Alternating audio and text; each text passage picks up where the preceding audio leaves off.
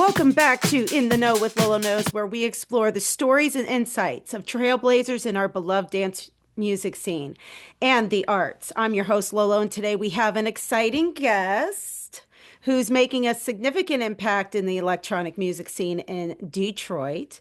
Joining us is Key Mitch, the executive director and CEO of Summer Bliss Music and Arts Festival, and as well as a marketing specialist and the owner of Key to the City Promotions. Today, we'll dive into his journey, the challenges he faces in today's economic landscape, and how he's adapting to ensure that creativity continues to thrive. So, whether you're an aspiring entrepreneur or a music lover, this conversation is for you. How are you, Key? I'm great. I'm great. Thank you. I love that intro. That was awesome. Thank you. Thank you. Thank you. Thank you. I like highlighting my friends and people that I'm getting to know in our beloved scene. And you're one of them. It's been like a slow groove between you and me, but it was awesome meeting you really connecting with you last year at Summer Bliss. And I Yeah, want to hear all about Summer Bliss, but I first of appreciate all, that. I would love to get some background information and give me a little bit of background about your story when you started, and got into the scene in about what, 2009? You were really getting serious at that time? Yeah. Yep. About 2009, 2010. Yep. So my background into specifically like electronic music, it comes from me DJing and being a party promoter first, but more in Mm-hmm. like the hip hop space, college night space. So it just kind of came through organically.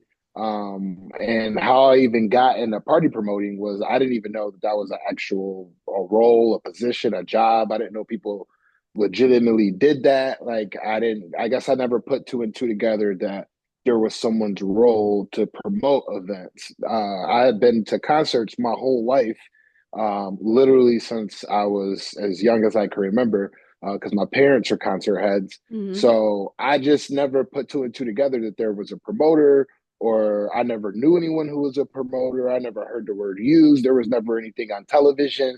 No, not even a character in a movie like was like that person. So in high school, just my natural personality, of who I was and what I wanted to be. I was always interested in music and always interested in arts and entertainment, and I was kind of raised in that light of appreciating fine arts and entertainment and music. So naturally, I just kind of grew towards that. When I was younger, I thought that I wanted to be a radio DJ. Like that Mm-hmm. was kind of the type of DJ that I thought I wanted to be. And I spent, you know, so many hours and years of my life listening to radio because I'm a 80s baby raised in the 90s. So I listened to the radio all my life, especially WJLB. And I remember listening to it in the morning on the ride to school, in the morning show, and how that was more of like a talk show vibe. And then Mm-hmm. listening to it on the ride home from work or from school, and that being where they would showcase new music, and then listen to it on Friday nights and Saturday nights when they were doing the mixes with Gary Chandler and Dr. Darius and DJ Godfather and like all these different people that they would do these live mixes with. And I was at a young age me recording those radio shows on a VHS recorder off the radio So, and doing that. so what made you do the switch? When did you realize you didn't want to go into radio? Like, was there a thing that happened or your heart was just not in it? So what actually happened was is I went to school for radio. I Right. went to school after I graduated high school. I went to community college in the Flint area, my community college, and I was just, a young kid, just trying to throw house parties and use my Pell Grant money to buy shoes and just do stuff like that. But I went to school for broadcasting, and there was like no real radio broadcasting class in the community college. Like there was one, it was a broadcasting class, but it was super stale. They didn't have any like computers, or it was just pretty much the basics of broadcasting. And I remember one of the news anchors or weatherman from one of the news channels, he was like one of the guys who taught the class. And so I went to that. I did that for 2 years and was just like, all right, this is lame.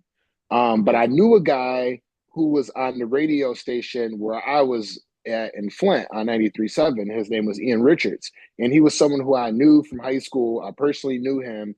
And I knew that, who he was. And I seen him go from high school to the local radio.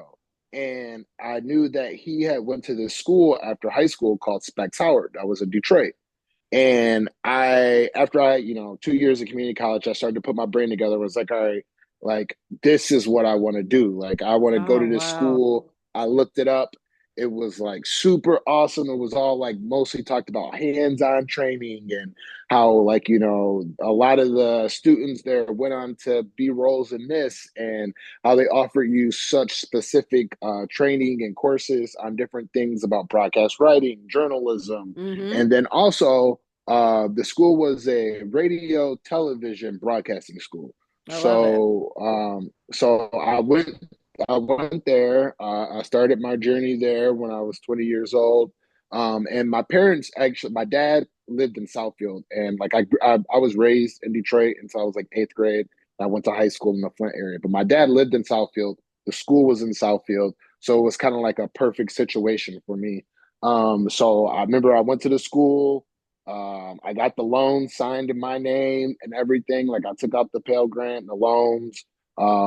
And I started school there. And when you start school there, you do 2 semesters of like straight broadcasting, radio and television. And Mm-hmm. after 2 semesters, you pick if you want to go television or radio, and you focus on a lane and you go that route. So I started in it, and I enjoyed it, but you kind of learn behind the scenes of how things are made. You start to learn how the pie is made, and I learned so many things that kind of like broke my heart about radio. Like, Uh-huh.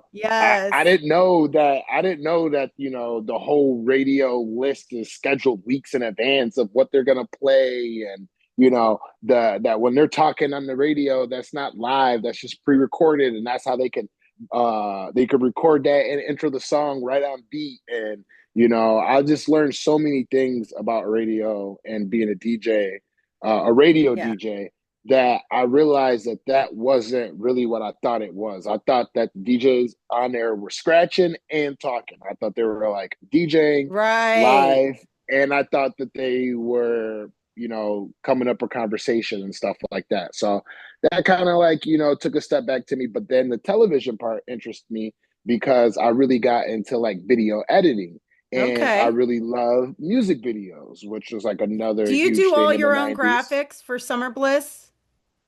Do you do all that I stuff?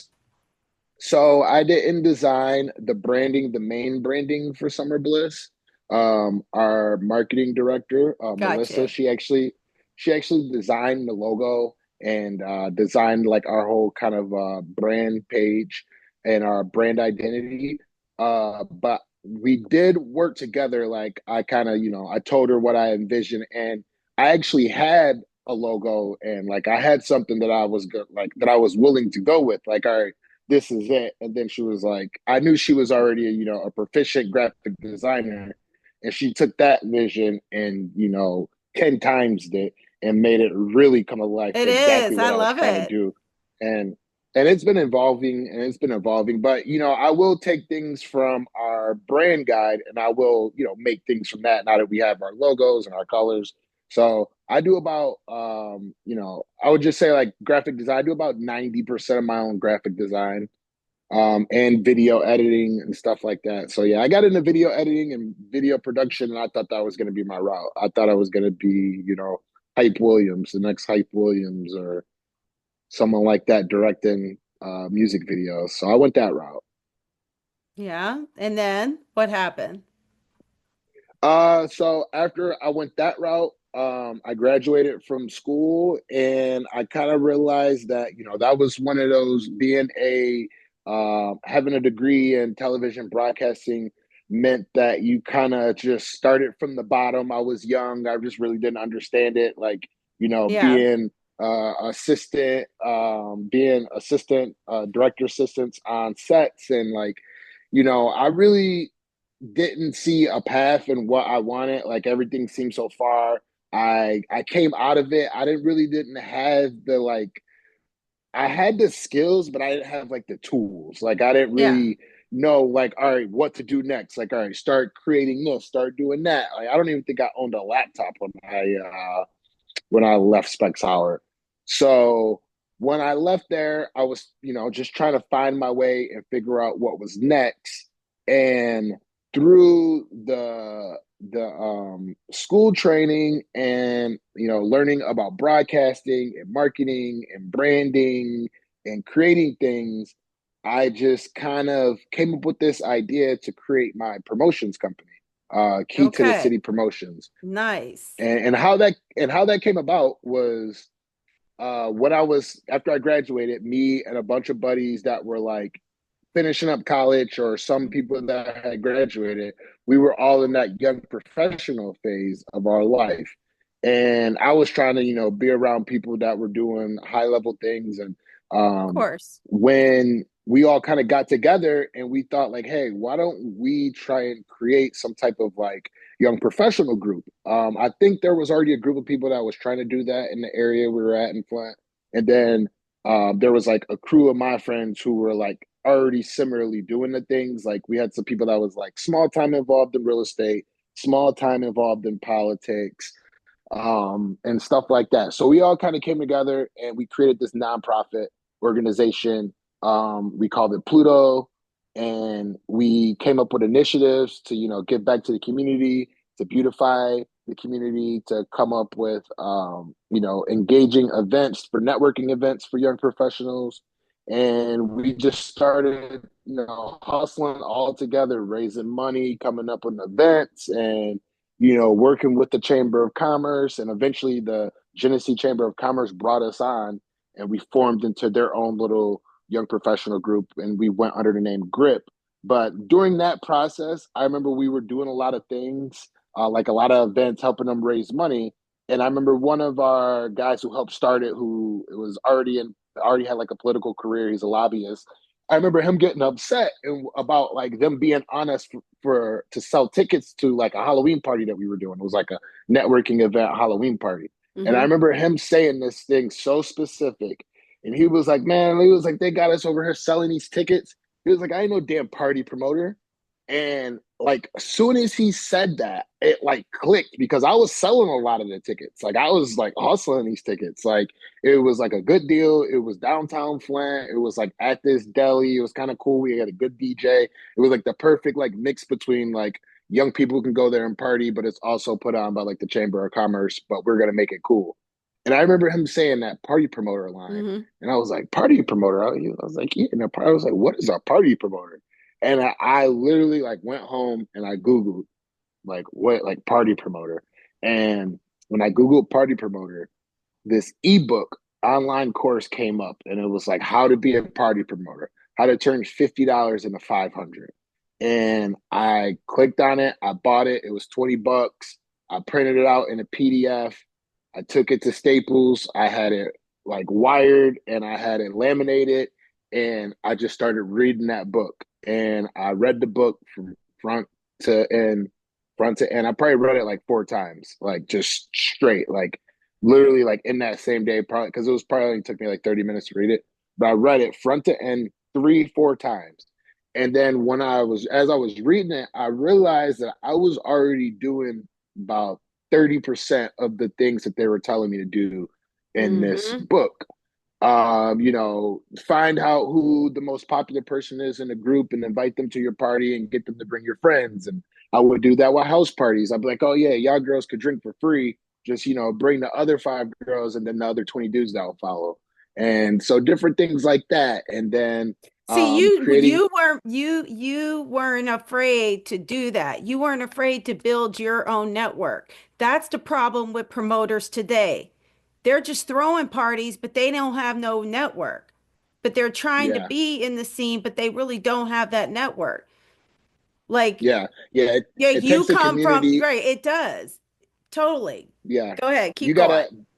Back in the day, Yes. how I had that network, which is funny because that this kind of went away, but it's still like I don't know, like I feel like people could still do it, but I used to send out mass texts. Mm-hmm. And I used to like have like a mass text that I would send to, the same 60 people. And it would just be like, house party here, $10 cup, keg, beer pong tournament, this, that.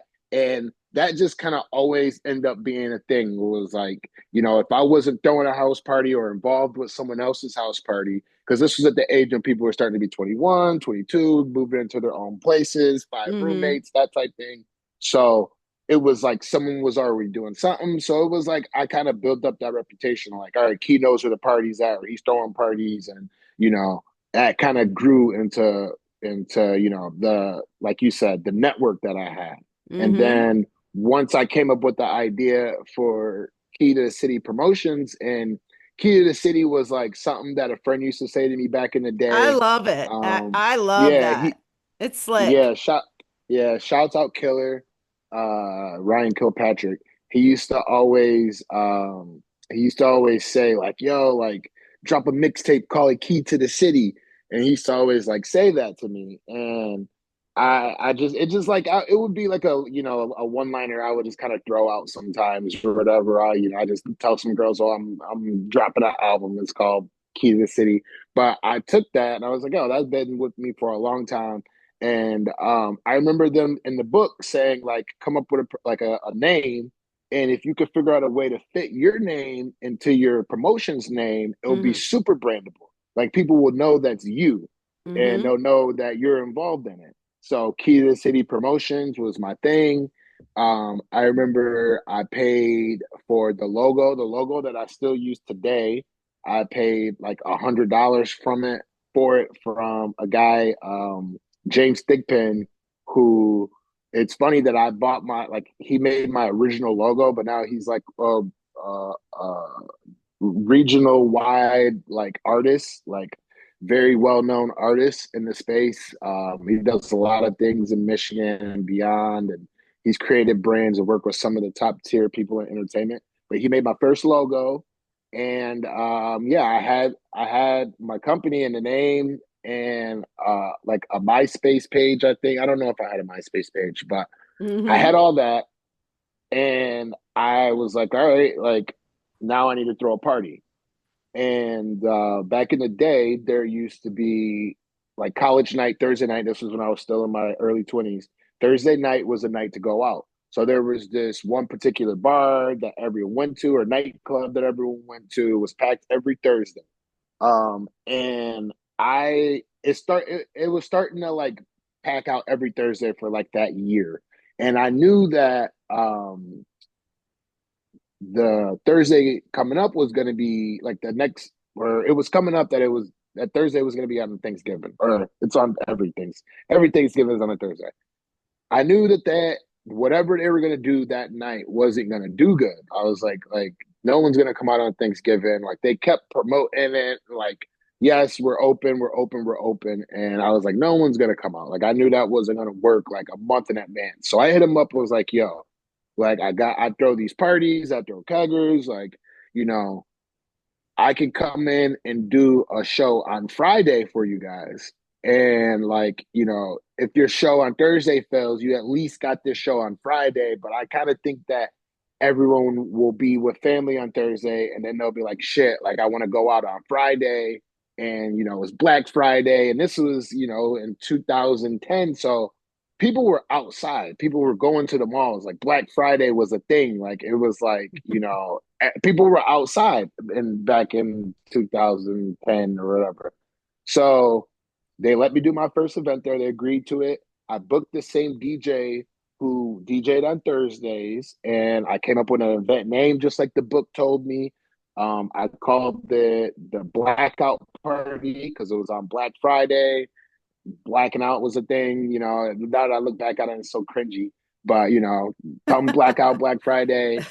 Um, and that was my first event. I hired this girl to uh, to be my door person. The guy who was the DJ made the flyer for me, DJ Redburn, and he was pretty popular at the time. And we did the show, and my cost was probably at 350, or no, it was probably at like, because I'm gonna add in the logo cost and like other little bullshit costs I had. It was probably my total cost was probably at like $500. And it wasn't like all at once, but I knew that I owed the DJ $300 at the end of the night. And this was before selling tickets online was a thing for me, anyways. Right. So the event happened, and yeah, we had 300 people show up. It was a great time. Like the bar wanted me to do something the next week, and I had made, I think I ended up making like $900 or something like that.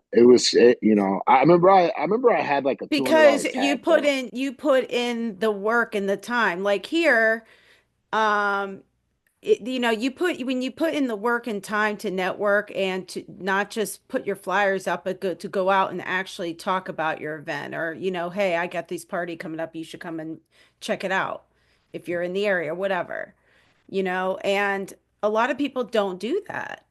And then they wonder Yeah, why, your attendance is lacking because you have to go out there and talk to the community and get their friends to come out, offer them something, do something, you know? yeah. You got to be in the scene to That's be for to sure. like. You got to be in the scene and sell tickets to the scene. Like pretty much like there's some promoters who I never see at shows. I never see, even at the same type of shows that they book. I never see him out at shows, or I never see him, at festivals. I never even see him talk about shows or Yeah. festival. I never even see him talk about like going out and being outside. And that, like, to me, is just kind of shows why those people might just be kind of having like lower level events or not having successful events, or people don't respect them, or, like if you're not part of the scene and there's just like no sense of trying to make money from the scene, I mean, good luck. People like good luck. I just tell people good luck now because there is no like make a mistake and have a successful event but not try. Like that all went out the Especially as an window. artist, you want to also put yourself out there as much as possible and connect. And, even if you don't like going out, there are ways, it's like now we have all of these tools in front of us. We have the internet. We can just press on our phones and put a video out there into the world doing something and connecting with people, you know? Yeah, no, it's important. One of my biggest things back in the day was I just once I once I started throwing those parties, it took me about 2 years to realize that the DJs that I was hiring and that I was like paying money to, because then I was starting to do like lineups, like, all right, not just one DJ, let's get two DJs, let's get three DJs. That would be cool. Like I was seeing what, other people were doing in other cities, and like, all right, that would be cool. And then it went to let's add another stage and let's do EDM music. Right. And when we were doing that, we would have eight DJs, right? So I got eight DJs. I'm paying the eight DJs $600, and we're putting more money into it and things like that. But then I started to realize that these early DJs were like not good. Like they weren't good. Like I'm like, I could Mm-hmm. just DJ and save me money in the beginning. And I like already like to DJ a little bit. Like I would do it on my computer. It was just in me. So I just started doing it from iPod, like an iPod dock, and then I switched over to like my laptop and was running virtual DJ off my laptop. And then I finally got a controller, and that was like when I became official. Like for me, it was like being a DJ was when I got the controller. And once that started to snowball, I wanted to put myself there out there as much as possible, just because it felt good. Like I was always posting pictures about this and that, and anytime I was DJing, I made it seem like it was the biggest thing in the world. Like I was just telling someone this the other night. Some people, like people would think this was so stupid, but this used to work. I used to create my own, like when I would get booked to DJ an event, let's say I got booked to DJ the patio and electricity or whatever. I would make my own separate Facebook event or MySpace event. And it would be like Key Mitchell live at Electricity. And I would send out my own invites by hand, each person. And I would go, make my own flyers, like, or like try and like edit the flyer and put my name and just like have the logo. And like I would try and make it seem like it was mine and like go so hard to promote it and push it. And that drew everyone's eyes, and that's what makes a snowball effect and other people. And that's why I always tell all these artists, I'm like, if you want to get booked, you got to look busy. Even if you're not busy, look busy. And in today's day and age, you don't even have to look busy. You can just create content, and you can just do engaging things that will, you know, drive, would create fans from the internet. Because it is sad that people don't have to go outside, and they don't go outside as much to like meet people and network. But in today's day and age, you can create your own online base just from Right. people who know you from the internet. And you can just do that a lot, which is There's like, so many almost like people. being outside. Yeah, so many people, who stream are doing fantastic on those streaming networks, you know. Yeah. One So of the bigger like, DJs in Detroit right now, her name is Cheska. And I booked her first. That's when like I booked her first. I've never talked enough shit about that and like hype that up how I like book a lot of people first. But I booked her first, and she was only DJing on Twitch. And this was before COVID. She was only DJing on Twitch. Like she got into the Twitch community from video games and just started DJing at home and start DJing on Twitch.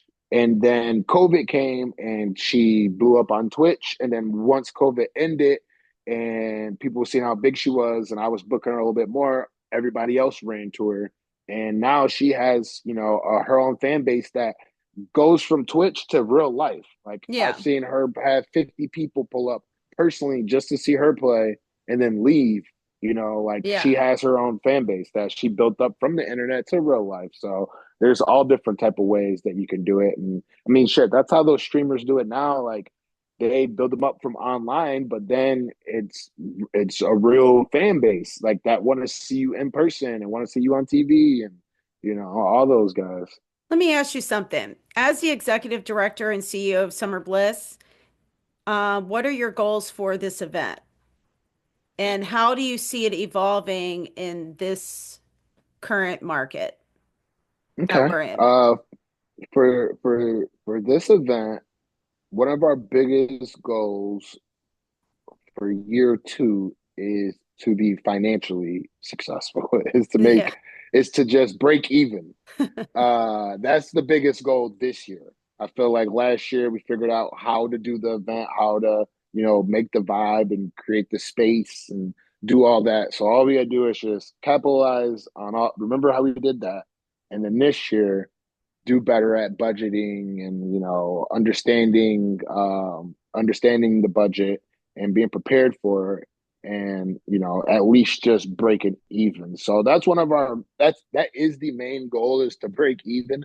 But also we want to expose newer artists. We want to help grow artists that were involved last year with the silent disco that have took Hi. that have yeah, artists like you that have silent disco booking and made their career go up since then, and Yeah. not like just stayed the same, or Yeah. just they just did that and that was it. Like really looking forward to working with the artists that have took that momentum from Summer Bliss and kept it going up.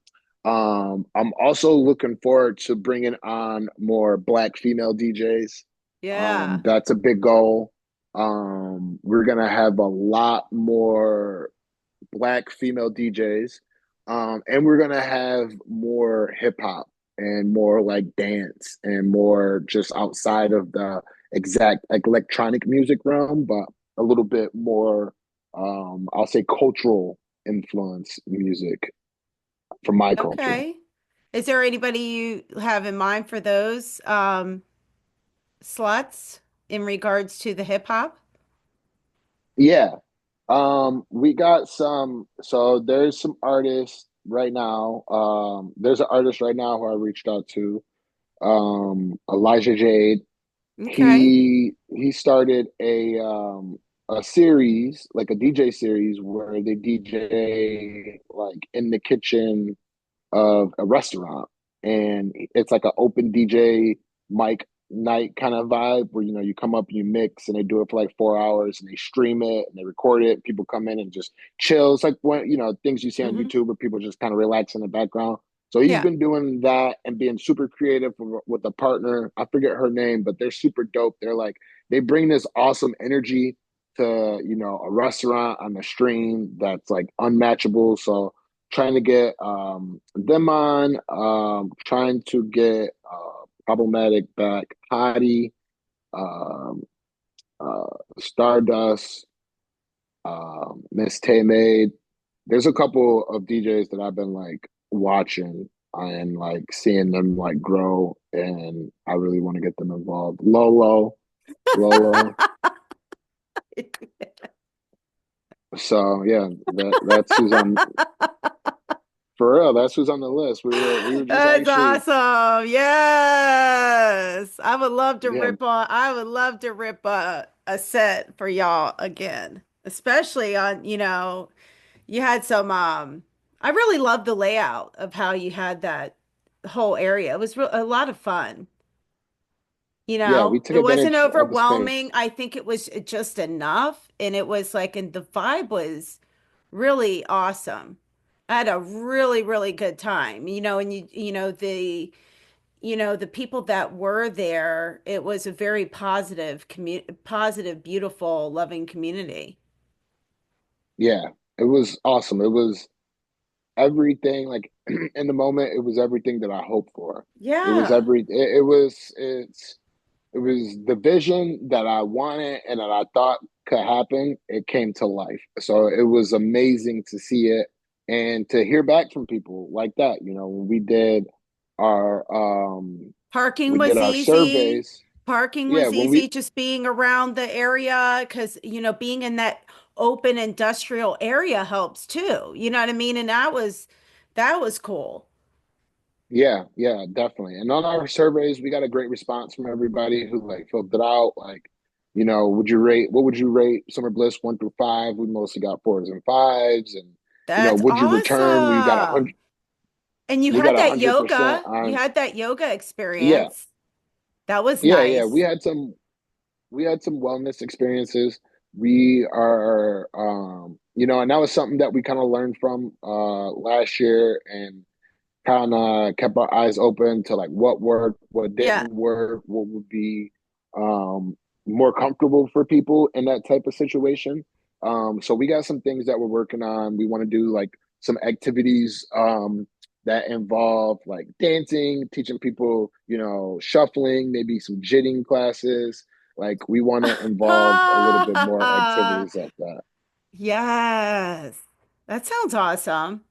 People do like stuff like Yeah, that. And if you're going to bring the hip hop crowd out, you might want to put line dancing up in there. There's some good, like, yeah, not, and I'm talking about some of the, maybe the Detroit Shuffle or something. yeah. No, for sure. We're Do you know definitely what I gonna have mean? that. Yeah. That's important. Um, how I want to ask you something because, we've had a very intense year so far with the political climate, this looming recession, and how this might impact our dance music scene, and if it will. Because I mean, it's not like we haven't been here before, but the thing about these events and stuff, a lot of people start scaling back or whatever and doing more of the underground stuff. The underground really starts to really thrive in times like this. What are your thoughts? Yeah. The underground the underground survives everything. That's why they keep it underground because it don't need to be popular. It don't need to be popular like that. Like the way, it's not living and dying on some college kid seeing an ad on a flyer on a promoted ad on Facebook.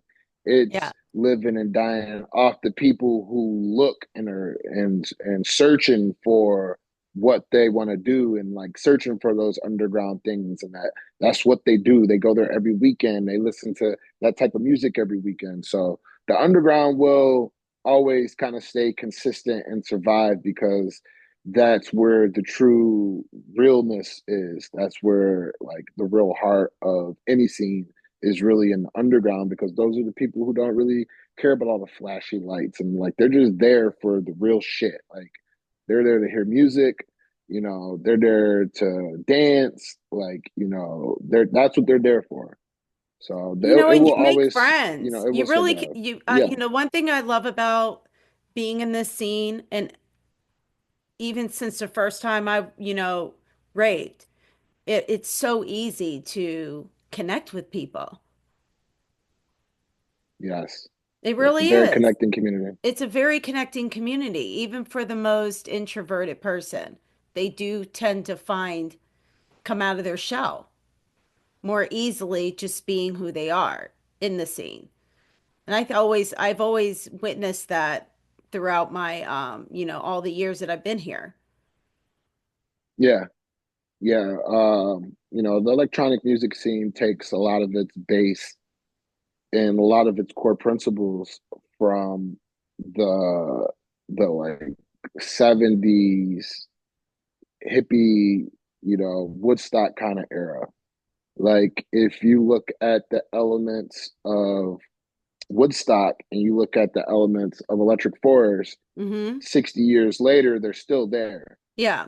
Those core elements of friends, community, traveling together, looking out for one another, being a safe place for people, the just, letting free, like alter ego, all that stuff. Like everything is just kind of a history repeats itself. And if you look at, pictures of the disco scene in the 70s in New York, that'll look like, a club in Vegas today. It's the same thing. People dressing up and high end and celebrities. So it's awesome. Let me ask you something. What is your favorite memory from your time in the industry that stands out, especially during times like this? My favorite is probably, I would say it's probably, I got two. One's DJing and one's like business, like promoter. DJing will probably be the first time that I played main stage at Electricity, and Oh, it was a yes. main stage show, and it was a sold out show, and it was Memorial Day weekend, so it was like movement Oh, weekend, and it was a sold out show. And the reason why that was so special to me because in the beginning of my DJ career and what inspired me, and this usually happens to every single DJ, mm-hmm. you see someone in a position and you're like, damn, I think I could do that, and like fuck, I really want to get there. Like I seen someone on the main stage of Electricity and I was like, that looks amazing, I want to do that, I think I can do that. And like, all right, I need to figure out a way to get up there and do that. Like if he can do that, I can do that. So having that thought and thinking like, all right, I can get up there, and then it happening like in a couple years, and it being like a sold out show, and then receiving like the love and energy from it, and just like how I felt in that moment, and the feeling of like knowing I belonged, knowing that I was prepared, and having the opportunity to entertain that many people. So that was probably like the biggest of my DJ career. And then on the promotion end, it was probably the creation of my branded event, Paradise Detroit. Yep. Um, that was, and I would say, I would probably say the third one we did, or it was the fourth one we did. Maybe it was the fourth. Maybe it was the fourth one we did. It was the second year, and it was with Gene Ferris and Deepfake. and Yes. that was the most successful show that I had thrown at that point, and it was cool to see something grow into something that, like, the first show we did, it was just all locals, and then, like, we did a headliner and we did a partnership, and I like paid a bunch of money for a headliner, and it was still a great party. It just, like, I think I like barely broke even, or maybe just lost a couple bucks. And then the next one we did like a partnership, and that one was all right. And then the fourth one, I was like, all right, I know what to do. I know how to do it. We're building up momentum, and I kind of just invested all everything on my own in that one. And that one ended up being the most successful. And I was one of the ones that I like put a lot of work in. And like you were saying, you're out there carrying flyers, talking to every single person you see, going to every show. I'm out, standing outside the doors and everywhere. So that was one that was like felt the best for me. And like um all the people that were involved enjoyed it, and like they had a great time, and they wanted to come back and be involved, and it kind of like solidified us as far as like creating something new, and like people knowing about it and asking like when the next one was, and even in that moment it like created some haters, which I like look back on it in the moment and I'm like, oh, okay, that's when that person started to like act different, or like that's when this Let's thing kind talk of started about to that. percolate. Yeah. Oh man. Yeah. When people start seeing you rise, that's always interesting, isn't it? Yeah, no, it is. It's interesting. Especially I they think see at you this point, really motivated and hungry to, go after, just being focused on your project yeah, or your things. I think, I think that like as I look at it as like on a human level, like I think that's just how people are wired for some weird reason. Like I think a lot of people, I think maybe if you don't understand like hard work, then you look at people and you kind of think that maybe they like they didn't work hard enough to get that, because they you don't really understand what hard work is. You're like, oh well, that person just popped up here, and it happens Right. all the time. So many people think that when someone becomes successful, it just happened in the blink of an eye. They don't realize that that person's been working Or really hard at something for so or long. they do and they're mad that you did it. Yes, and You know what I yes, you mean? took the risk. You Yeah, you did. took the risk, and Right. you did it, and you made that happen, and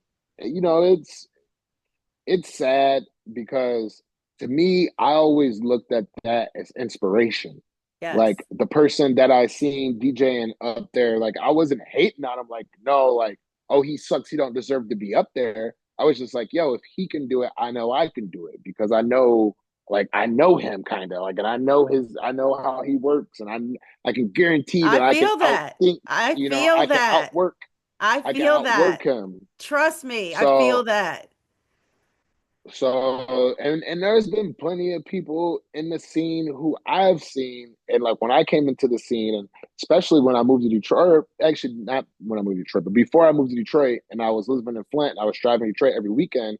I would see certain promoters like just kind of like have the scene in their hand, but not really like give a fuck about like give a fuck, or like they really don't put all the energy into it. And I knew that like they could lose it easily, and I would be like, man, like shit, like I want to get to that point, and if I get to that point, like I'm not gonna You're like not, yeah, just right. let it go to waste. Mm-hmm. But so I I was dig it. always inspired. I was always inspired by other people who did things, Yeah, because that like I said, if they can do it, I can do it. that's And right. that was just a mentality for me. And like, because that person, like everyone, like if you could, if another human can do it, then you can do it. That's just kind of like almost hard, Right. especially something like that, like where it don't even take like crazy At least physical have fun exertion while or you're something like doing that. it. At least have fun and enjoy it while you're doing it.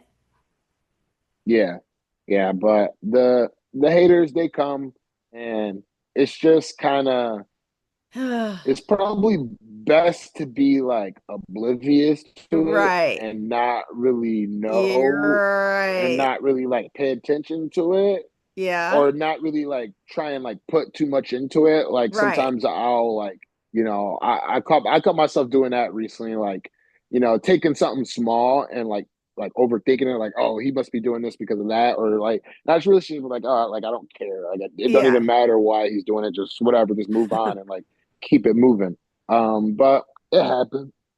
It happens in every industry. It's just part of Just part of it, things you huh? gotta, yeah, it's part of dealing with success. It's part of dealing with business. It's just you gotta like read books on the shit. Like for real. You gotta learn how to make friends and influence people type stuff. So Right. You have a really it nice network of friends, though, Key. You roll with a lot of good people, including Versace, yeah, I James, try and to. you guys have Guilty Records? Are you doing I'm anything with actually not a Guilty, part of or are you a part of that so I'm not a part of it anymore. Um, he kind of we kind of went our separate ways with doing things. vision But yeah, wise? it was like I just probably personality types, Oh, just okay. probably just personality types. I've become I like the last 6 months, I have kind of like got to a point where I just kind of like stopped wasting time and effort on things, just if maybe they're not as like reciprocal as I need them to be or as they should be. So I've I've went through a a big change in the past couple months personally with like relationship and friends and things like that. Oh, So I'm sorry. um no, yeah, no, it's all good. It's for the best. So Right. I made some decisions, but yes, Ryan, we definitely did work together and like the start of his like house music career. Because this funny thing, we actually both played like trap music and bass music back in the day, and we were on a show. We I were on a love. show at Electricity Uh-huh. back in the day, and then when I moved down to Detroit, I reconnected with him, and he was like, working on house music and stuff like that. And I seen like, the hustle and drive in him, and we were, both kind of pushing and doing that same energy kind of thing. He was more in like the music production. I was more in Yes. like events and shows and stuff like that. So it definitely did work great together, and we came up with some great things together, like Paradise Detroit. And, Yeah. he helped a lot with Summer Bliss, and Yes. yeah, I mean, he works hard. He's super dedicated. He's super dedicated to like what he wants and to his passion and to his crafts. So I mean, he'll he'll end up doing the things that he wants, like the things that you say, hey, like if I do this, I'll be successful, or like if I get this done, like I'll feel good. I'll feel like I've been successful. Like he'll get those things achieved and he'll get those things done. But like I'm talking now, it's there's a whole bunch of shit that comes with that once you get to a certain level of success, and we'll see if he'll be able to handle that. I just find But it really yeah, I just find it really interesting that energies can come together on certain things, and then sometimes you just got to accept when they go this way too. Yeah, and that could be a thing. Like with me, it could just be, hey, like my season of life where I'm at, maybe it's not matching up, and like instead of trying to put a bunch of energy or trying to fake it, it's just like it's just best we go our separate ways. And I've been like I've been in like fight or flight mode for probably like the past couple months. But so it was just time for me to be like, hey, if things aren't adding value to me, I Hmm. probably need to let them go, because I feel like I add value to a lot of people in my life, and I've given a lot. I've Yeah. helped people out. I've made people money. I've done so much for people. Like Yeah. I paid so many taxes on people's money that they've made. And I paid taxes and fees and invoices and all that stuff. I've lost money, so there's comes a time where it's like I got to look at myself and kind of focus on Hmm. me and figure out what's best for me and Got the you. people and things I need to focus and be around. So, what's new with you leading up to Summer Bliss? So with me personally, I And am kind of I don't want to say like rebranding my DJ career, but I just kind of took a halt on DJing for a while.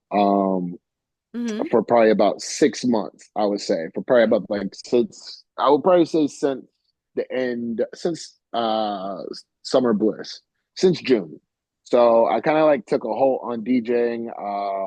My ex-girlfriend, we were on vacation in Europe and she broke her ankle while we were on hmm vacation. So I had to like kind of helped take care of her for a long period of time and kind of like lost a little bit of my free time and just kind of like routine and fell out of it and then was just dealing with getting things back in order with Summer Bliss and just not feeling really inspired behind it, so I just don't even try and force it and type shit like that. So but now getting back into my bag and I'm kind of like discovering what makes me happy and what I really want to do, um, and like what direction I want to go in music.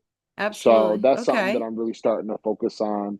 Um, I'm focusing on making more content, being a little bit more creative with like personal content, video creation, editing, trying to be a little bit more consistent Okay. with that, just so I can create things freely and like not have to worry about second guessing on creating something, just kind of jumping in and do it. The more you do something, the more consistent and easier it gets to you. So trying to do that more and trying to throw my own parties.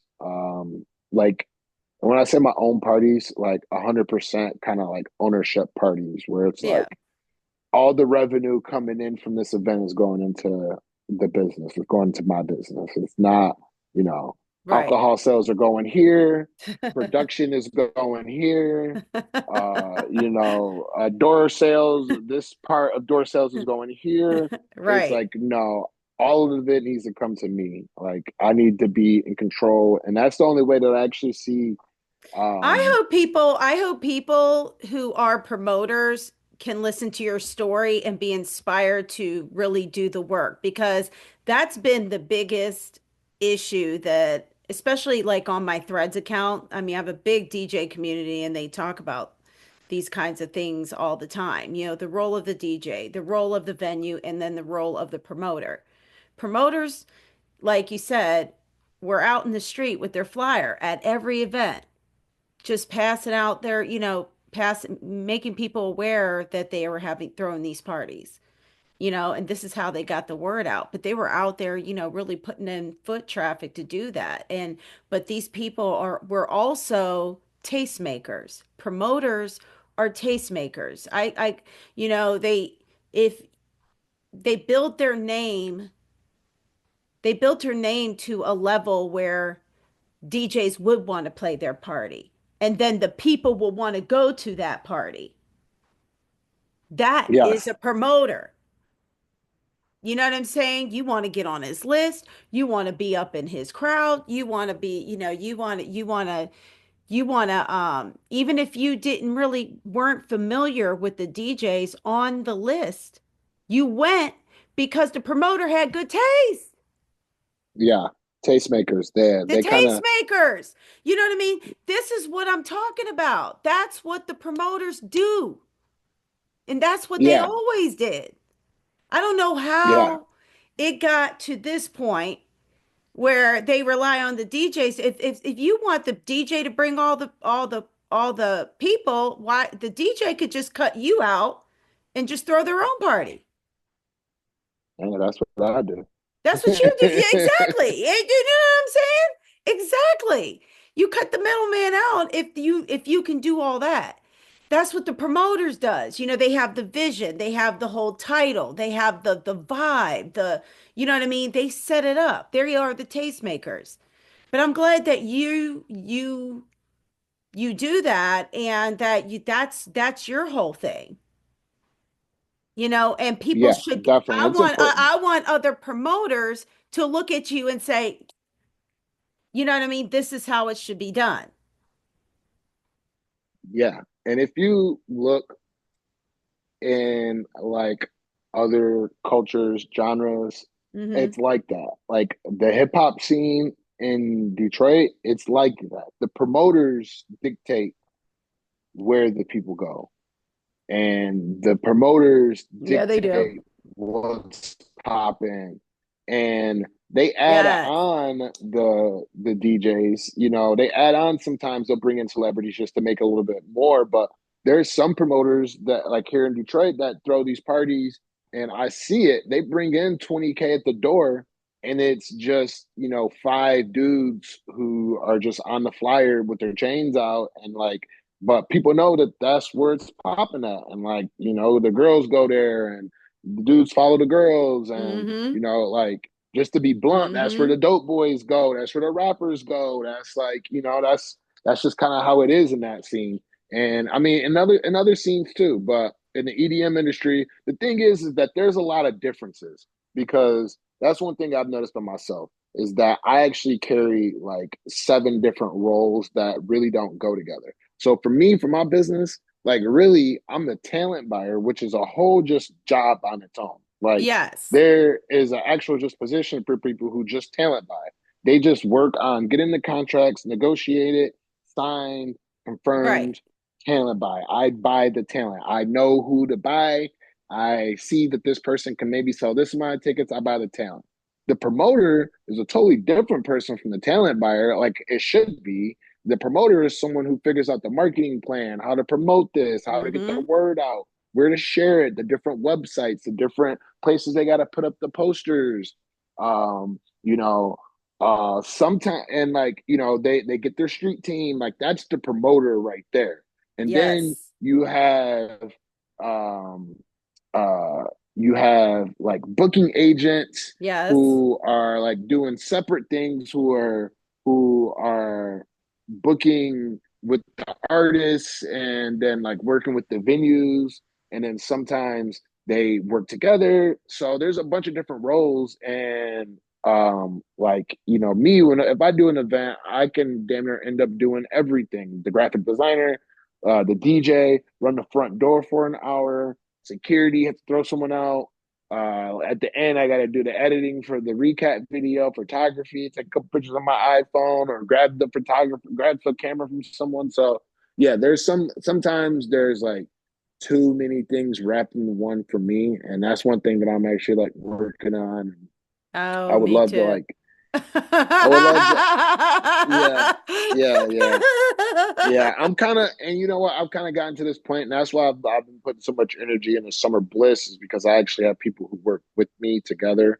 Yes. Where like Key to the City, I kind of do everything, not kind of, I do everything on my own. There is no other person involved in Key to the City.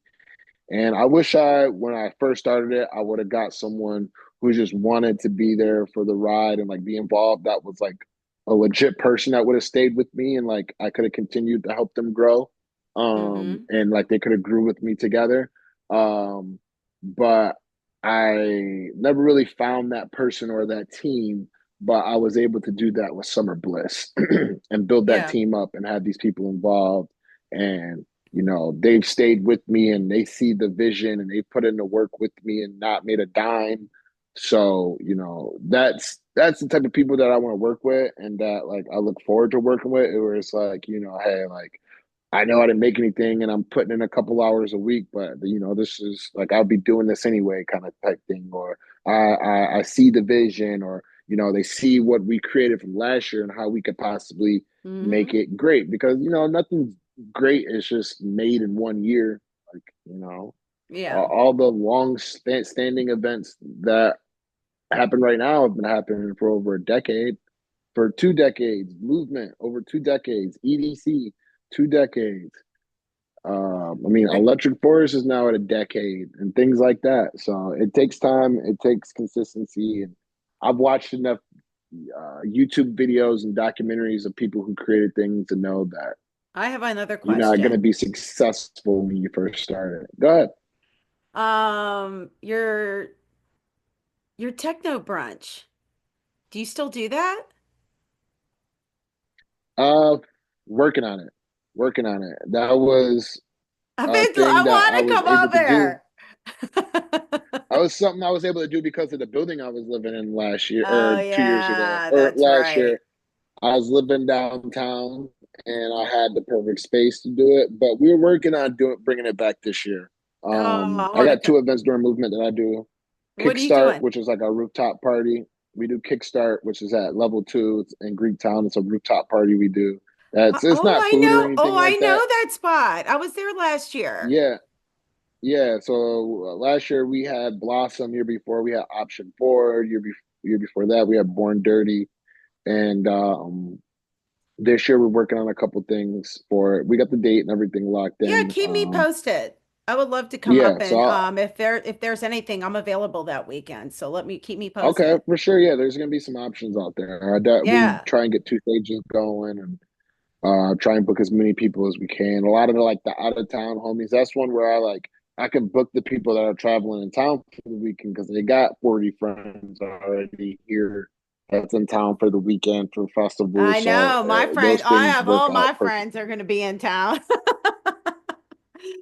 They do it. Yeah, that's We do techno movement. Christmas. We've been doing this is our holiday. Yes, This is our holiday, no doubt. awesome, awesome, awesome, And I love it. I love it every year.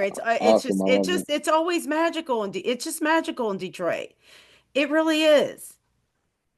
It's just like I've seen It's that a city. energy I've like no seen that other. city. I have seen that city on its ass back in the day, back in early 2000. Hmm. Like Detroit was Hmm. rough up in, that time. Yeah, It has transformed. I've always loved Detroit. I've always had a kin to Detroit. I mean, I have been like going to Detroit since like the late 90s.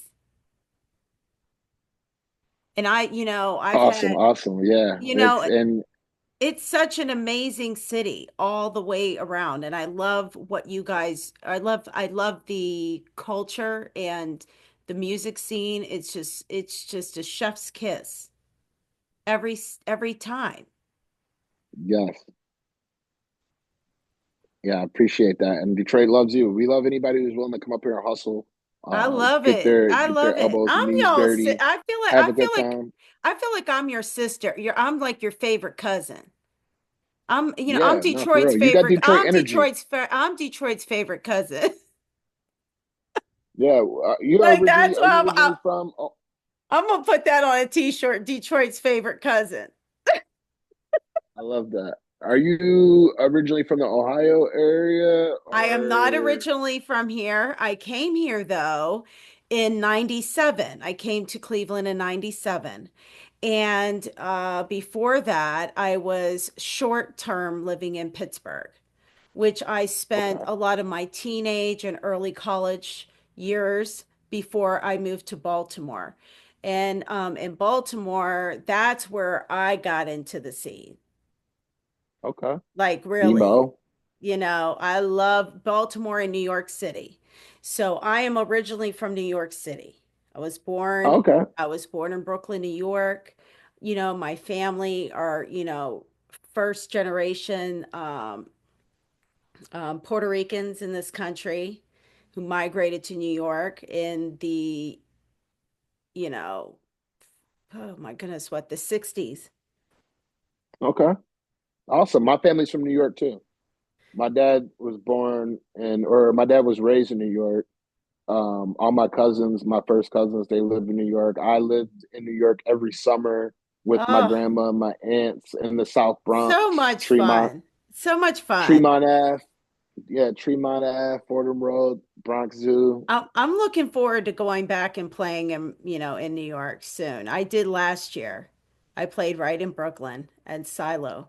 I've n- I've never been to a show in New York. I've been in New York in like 10 years, but I never even been to like a Listen, I'm show. about to make you jealous. I'm about to make you real jealous.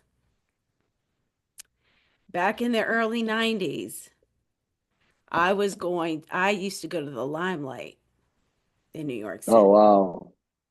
Okay. Wow, that's awesome. Yeah, that's awesome. It was glorious. It was I love glorious. that. And I loved every second of it. I've heard the Limelight in multiple Jay-Z songs, and I always wondered what it was like there. It was amazing. I danced on a Campbell's soup can podium in one of the That's rooms. dope. That's so New York. It's so Andy Warhol because he used to party there too. You know, Yeah. Madonna, she partied there. Anybody who was anybody in New York has partied at the Limelight.